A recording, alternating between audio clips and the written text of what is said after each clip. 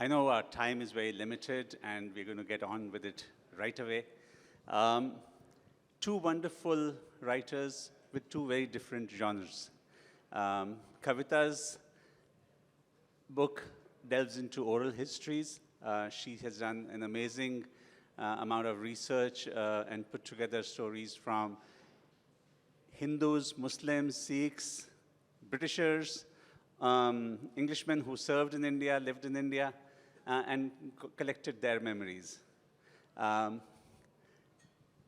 Manreet has done these two lovely books, Lahore, or Lahore as she calls it, in the book, and Hyderabad, both looking at stories of the partition in a very interesting way of blending actual historical characters from Pandit Nehru and Sardar Patel to Lord Mountbatten and VP Menon and even Edwina and their daughter and so on, with fictional characters.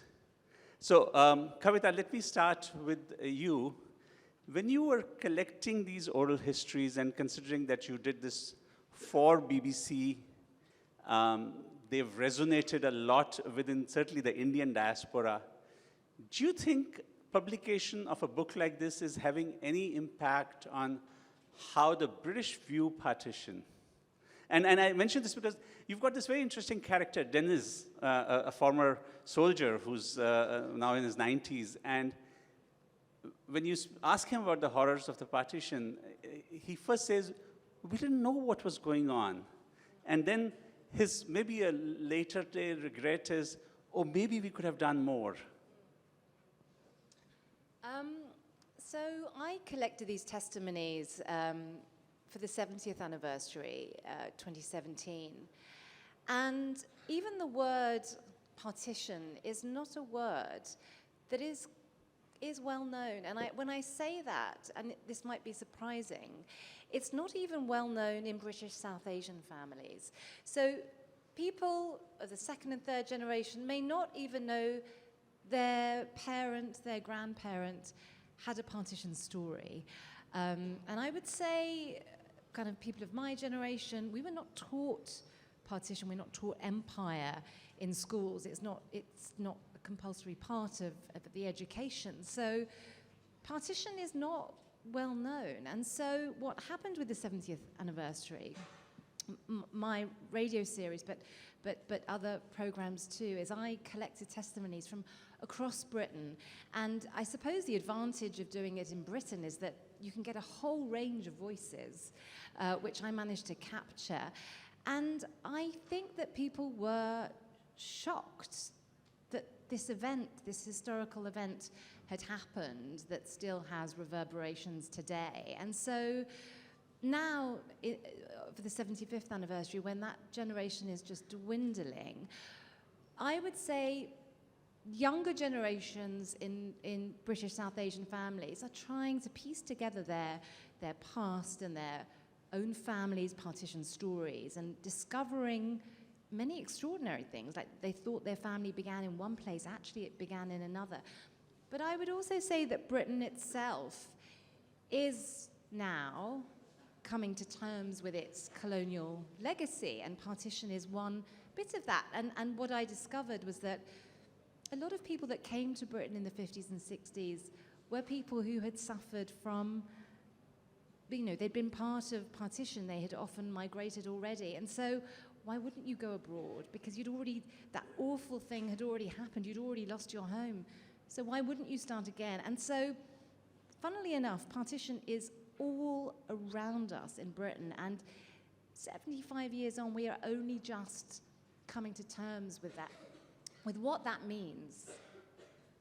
Yeah, I mean, we had this very interesting experience when we were discussing Jallianwala Bagh in 1919 at the British Library in the context of my translation of Khuni Vaisakhi.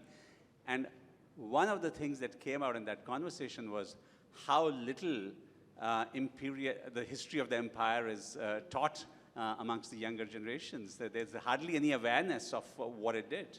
And it is shocking because the latest census shows there are millions of British South Asians. We are their because of the empire. There is a direct connection. Britain looks the way it does because of empire. We even have, you know, a British South Asian Prime Minister.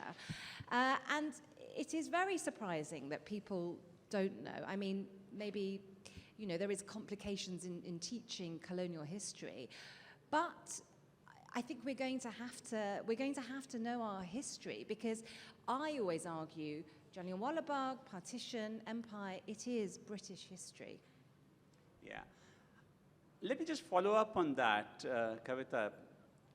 You've got amazing characters telling their stories. You've got Bashir Maan, who moved from, if I remember, Jalandhar towards Pakistan, and then, of course, on to the UK, who somewhere says, and he's been actively involved in the whole movement of the Muslim League, and yet he ends up saying, with a tinge of regret, that if we'd known what was going to happen, perhaps we wouldn't have been so actively involved. You have Gurbaksh, who's seen such horrors that he doesn't want to talk, and when he does, it's just such a moving passage that he says at least some humanity survived because he gives shelter to a Muslim woman in his house.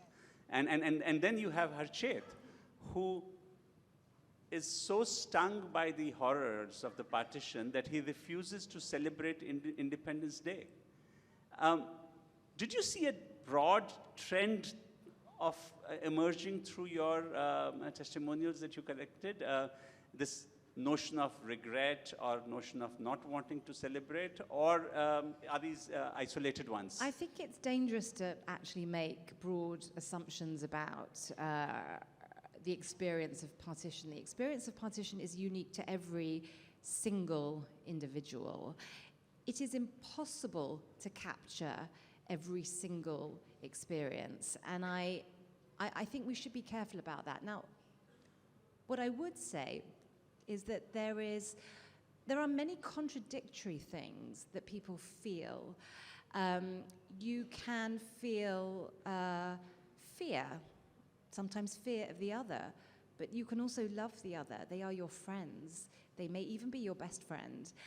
You can feel loss, sadness that you can't go back to the place that you grew up, where your ancestors lived, but worried about going back for fear. And so I don't want to say that there is one experience, because there isn't, and we are only just, you know, we're still at the tip of the iceberg at unearthing it, still to this day, and what that legacy means. Manreet, I love the way you weave back and forth between your fictional characters and even their love stories happening at the romance happening at the most troubled times.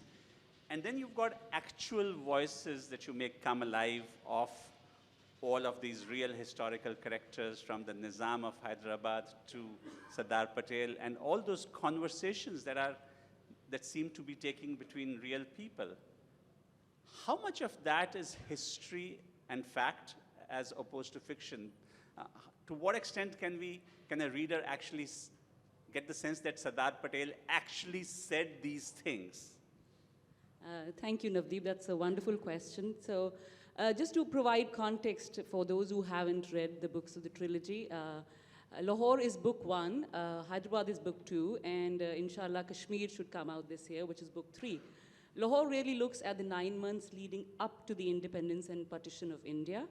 And Hyderabad and Kashmir are the two princely states, along with Junagadh, which sort of got dealt with very quickly, which had not acceded to India. And Hyderabad is a story which has largely been forgotten, because when I tell friends that I have just released Hyderabad, the question is it Hyderabad in Pakistan? So it's a story, which is very much our story. And just to provide further context, my husband is a South Indian. And the south of India believes that they have nothing to do with the partition of India. And that is because Hyderabad, which is the Deccan Plateau, had its own partition story, and we don't talk about it. And Kashmir is a story we still are tussling with, and we feel we know everything about it, but I would beg to differ. So having said that, I was born in a border town on the border between India and Pakistan. It's called Firozpur. It is sort of the less glamorous cousin of Amritsar. But the interesting thing about Firozpur is that it was a Muslim majority town. So by the laws of India's partition, it should have gone to Pakistan, but it didn't. And therein lies the story of how I became a writer, because I grew up in a town where literally every home had a partition story to tell or more. But you know, when you're a child, you're growing up with all this, it's part of the background. And I didn't pay attention to it until my adolescence sort of coincided with what is called Punjab's lost decade, which is actually a 15-year period, popularly termed as a Sikh militancy. And my hometown of Firozpur was called the hotbed of militancy. You know, suffice to say, I was a good student. I had physics and maths to study. So I went on to do engineering, I went to business school, had a corporate career, till at some point in time, in the early 2000s, I moved out of India, and I was in Singapore, which is probably as much as a contrast as can be to India, and I felt an urge to write those stories.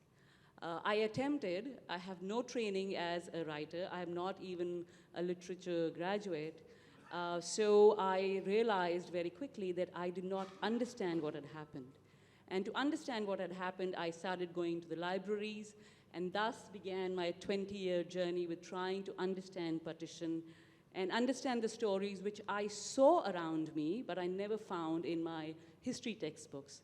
So now, to get to Navdeep's question specifically, you know, as I said, when I was growing up, and even before I wrote the Partition Trilogy, there are wonderful narrative nonfiction accounts of what happened, and there is some partition literature, but to my mind, it is very scarce.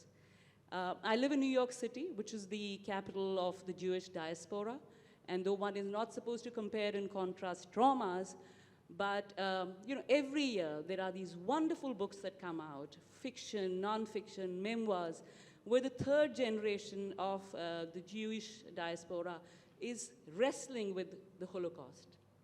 And in comparison, I feel we still don't talk enough about partition, leave alone writing books about that, right? So with the Partition Trilogy, I had two goals. One was to put on the same stage what historians call the subaltern and the elite, which is really to say the Aam Aadmi and Aurat and our political leaders, and see how the decisions that are being taken in Delhi, how do they impact the people on the ground. So I begin with Lahore, then move to Hyderabad, and then Kashmir. The other thing I wanted to do was that I feel history, certainly in India, is really his story. So where are the women's stories? And I'm trying to sort of rescue those stories from the interstices of history and make my women front and center, which is not something that I'm doing which is unnatural or didn't happen or is ahistorical. It is very much our history, because you know, when men go to battle, it's women's bodies that become the battlefield. So I have, in a sense, the Delhi thread, which is entirely narrative nonfiction. Every statement which is in quotes is actually ascribed to whether it's Jawaharlal Nehru, Vallabhbhai Patel, or Lord Mountbatten, and because they are my protagonists, they are Vallabh, Dicky, and Jawahar. So if I have to get right about Jawaharlal Nehru, who's, you know, and Vallabhbhai Patel, who are these sort of storied, legendary Indian historical figures, I need to make sure that I know them very intimately. So, you know, when Jawahar gets up in the morning, what does he do? What's the first thing he does? He used to do a headstand, Surya Namaskar, and headstand. Vallabhbhai Patel, like, what is his relationship with Moneyben? And who is Moneyben? We hear her name all the time, but she was a father's diarist, memoirist, record keeper, secretary, taking care of his health. She, in fact, used to try to avoid serving him tea, which he loved, because his liver would get inflamed, you know, because of his jail, the time he had spent in jail. So what I'm trying to say is that everything that is there in the Delhi thread is literally history, which is recorded, which is in the archives. So that's a wonderful context, and you know, what I'm not going to do is ask a follow-up question, because in the 3-4 minutes that we have, let me see if we can take something from the audience. The lady over there. Yes, ma'am. Mike? Thank you very much. You know, you can tell from my hair, obviously I have some connect.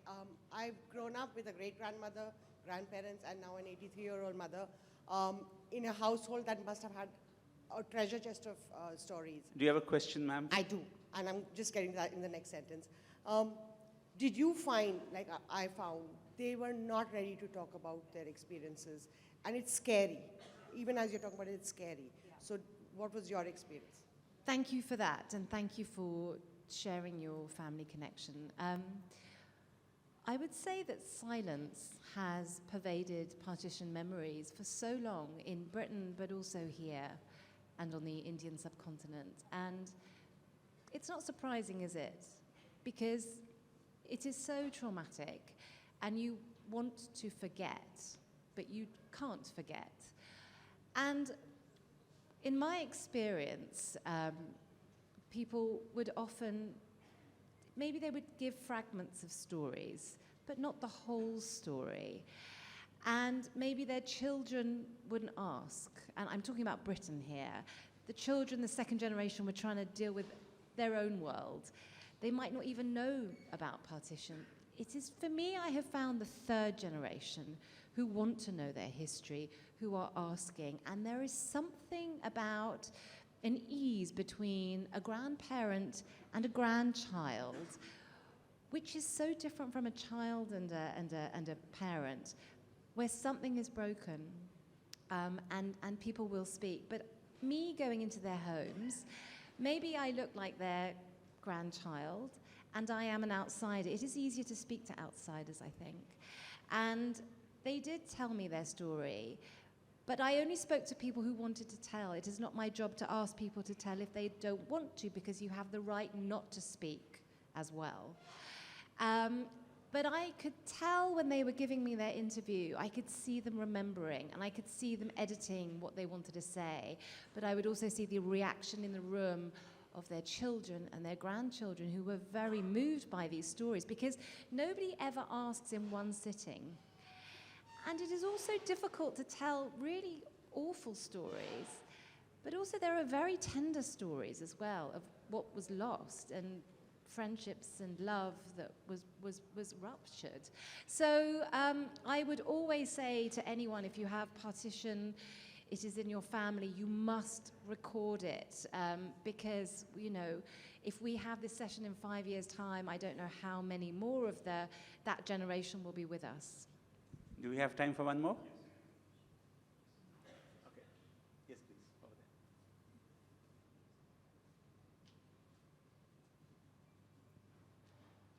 there.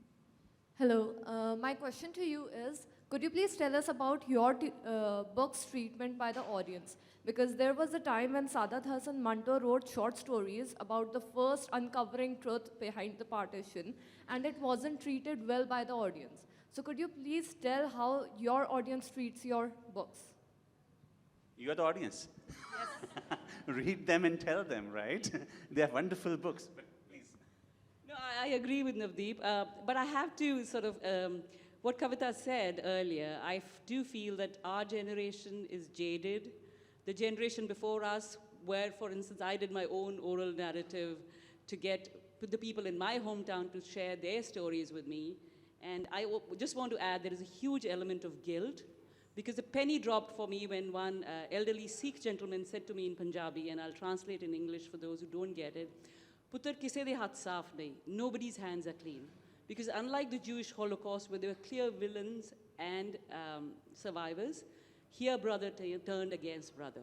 So every family has a history of violence, and there is deep shame and guilt, and we have to break that barrier. And also the third generation, which is people like you, that's where our hope lies. We need you to read these stories, to engage with them, to interrogate the past. The past is not to be sentimentalized over. You know, once in a while I'll get this WhatsApp which somebody in Lahore has sent, and people will go teary-eyed. No, don't. Ask questions, interrogate. Don't take things for granted. I think we are out of time. Thank you very much. A big round of applause to the two wonderful authors.